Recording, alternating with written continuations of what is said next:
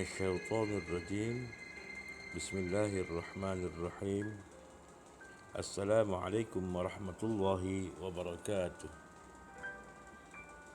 Murid-murid, sebelum kita mulakan pembelajaran kita, seperti biasa kita baca doa penelang hati. A'udzubillahi minasyaitonir rajim. Bismillahirrahmanirrahim. Allahumma iftah alaina hikmataka wanshur alaina min khazaini rahmatika ya arhamar rahimin. Rabbi shrah li sadri wa yassir li amri wahlul 'uqdatam min lisani yafqahu qawli. Wa sallallahu ala sayyidina Muhammad wa ala alihi wa sahbihi wa sallam. Walhamdulillahi rabbil alamin. Murid, kita sambung pembelajaran tauhid, iaitu pada tajuk sifat-sifat mustahil atas Allah Ta'ala.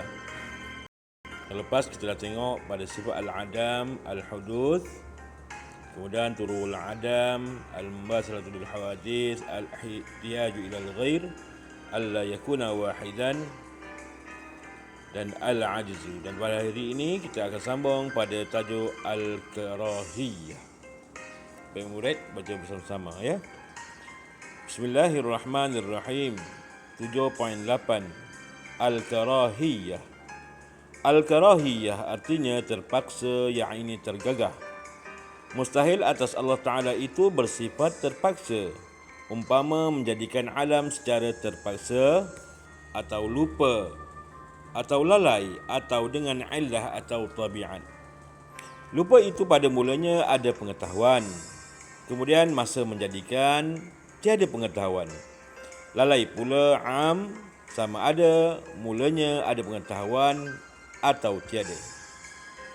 Maka lupa itu khas dan lalai itu am, membuat suatu dengan illah, iaitu seperti dikatakan wujud Allah Ta'ala itu melazimkan kewujudan kainat, iaitu suatu yang tidak boleh memberi kesan dengan sendirinya.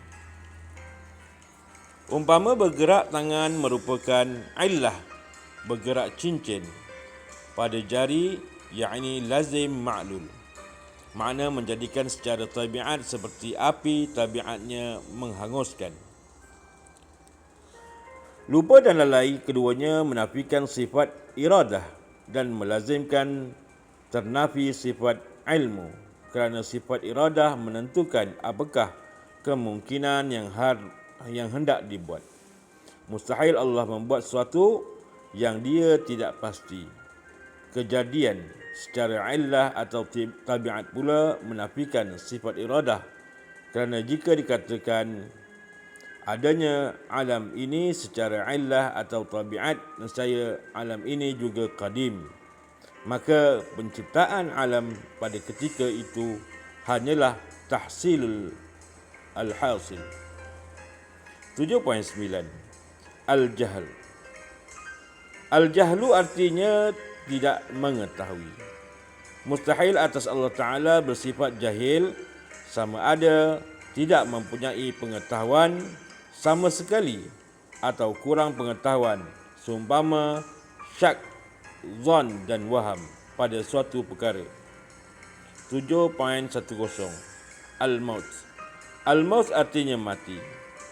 Mustahil atas Allah Ta'ala bersifat boleh mati, seperti dikatakan Allah hidup dengan bernyawa, atau ia tersusun dengan unsur-unsur yang 4, api, air, tanah dan angin, atau hidupnya memerlukan makanan dan minuman. Baik murid, kita tengok huraiannya. Baik, sifat Allah yang ke-8 pada sifat mustahil ini al-karahiyah. Kalau kita tengok rujuk kepada sifat wajib, dia adalah lawan kepada sifat Allah, iaitu iradah, berkehendak. Sifat Allah yang ke-8, sifat wajib, iaitu iradah. Sifat apa? Sifat iradah. Iradah. Jadi al-karahiyah ini adalah lawan kepada sifat iradah. Iradah ni apa makna? Allah berkehendak. Allah Maha berkehendak. Jadi apa yang Allah hendak dia boleh buat. Tak ada siapa pun yang boleh memaksanya. Dia nak buat suka hati dia. Jadi lawan bagi iradah ni al-karahiyah. Jadi mustahil Allah ni bersifat al-karahiyah. Mustahil Allah bersifat al-karahiyah. Iaitu apa? Terpaksa. Mustahil Allah terpaksa. Kalau kita tengok rujuk, dalam terpaksa tu ada apa? Ada lalai. Kemudian ada apa? Ni. Lupa, lalai, terpaksa, illah atau tabiat. Ini semua adalah sifat-sifat yang lemah, yang tak boleh ada pada Allah.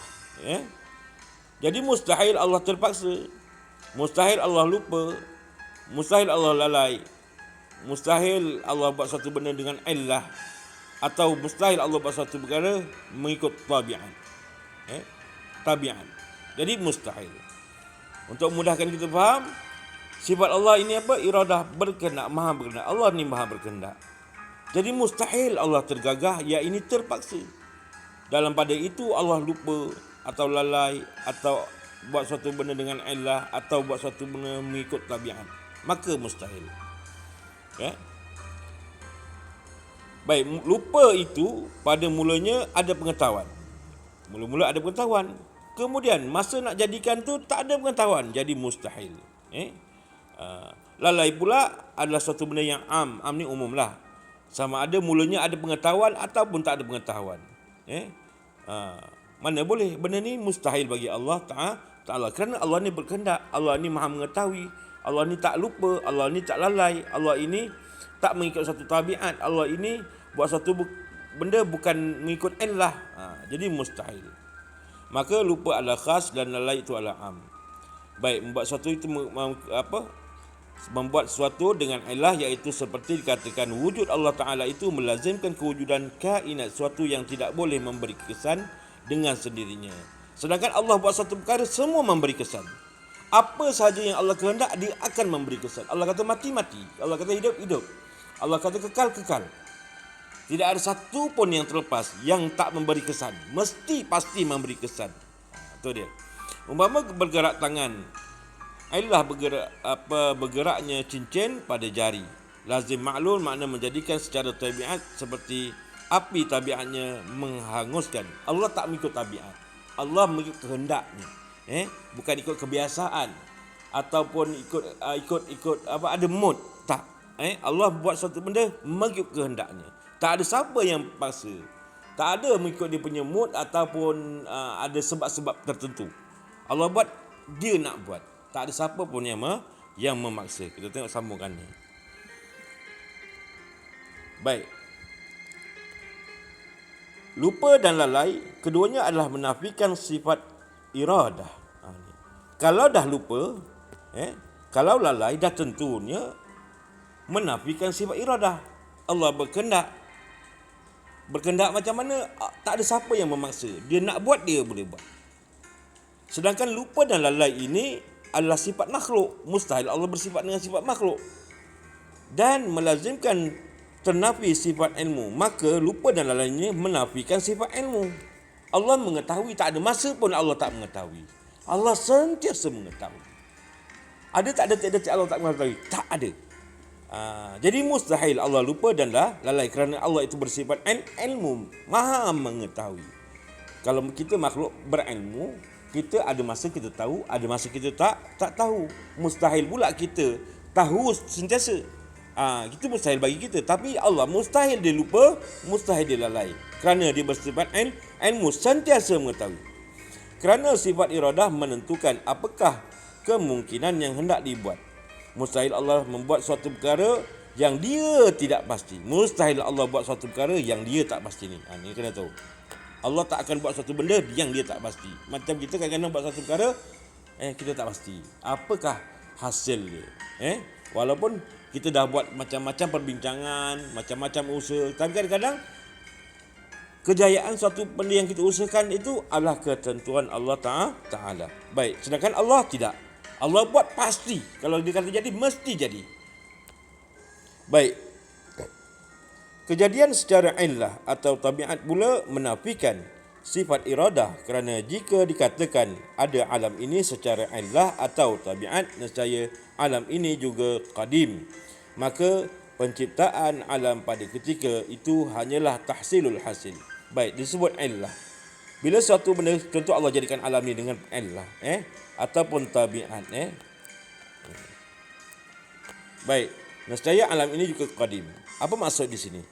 Maksud di sini dikatakan bahawa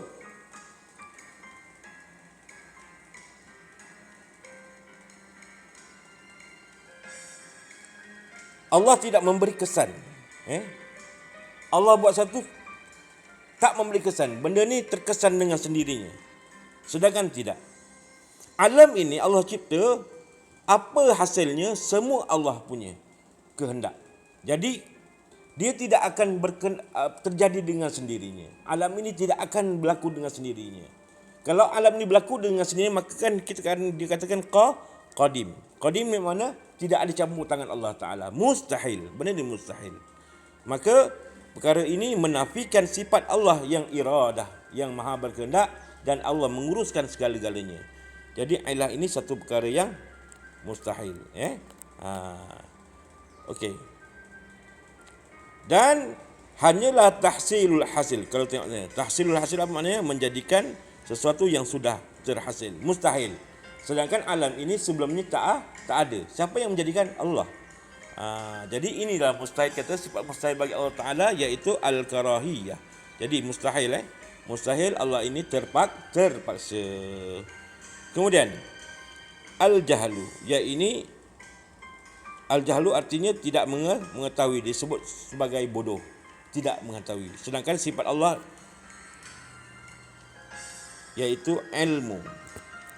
Ilmu mana maha mengetahui. Lawannya al-jahlu. Jadi mustahil Allah bersifat jahil, bodoh. Al-jahlu artinya tidak mengetahui, mustahil atas Allah Ta'ala bersifat jahil. Kerana Allah sudah berilmu. Mustahil Allah itu jahil. Kerana orang jahil itu termasuklah golongan orang yang tidak kurang pengetahuan.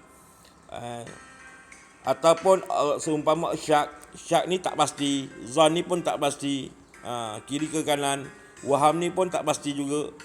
Jadi tidak ada pun zon, waham, syak bagi Allah Ta'ala. Kerana Allah ni berilmu. Ini al-jahil. Kemudian seterusnya al-maut, mati. Lawannya apa? Sifat daripada sifat yang wajib apa? Hayyun. Maha hidup. Allah ni maha hidup, mati. Lawannya mati. Mustahil Allah bersifat al-maut. Kerana Allah bersifat berhidup. Allah bersifat hidup. Allah tak mati. Yang bersifat mati ni siapa? Makhluk. Baik. Mustahil Allah Ta'ala itu bersifat boleh mati, seperti dikatakan Allah itu hidup dengan bernyawa atau tersusun pada unsur-unsur yang 4.